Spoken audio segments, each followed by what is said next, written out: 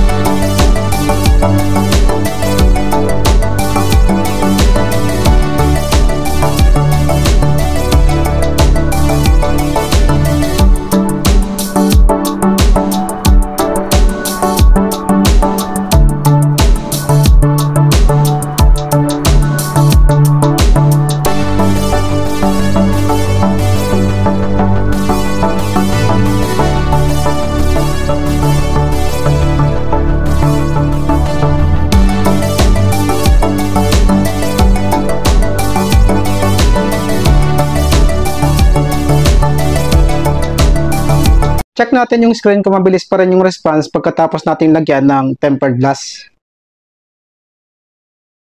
Ayos.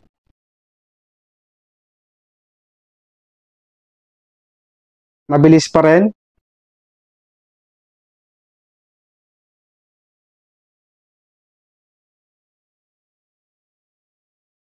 Mabilis pa rin yung response niya pagkatapos natin lagyan ng tempered glass. Kung gusto mo rin lagyan ng tempered glass ang T-Rex 3 mo, ilalagay ko sa description ng link kung saan mabibili. Maraming salamat and run safe.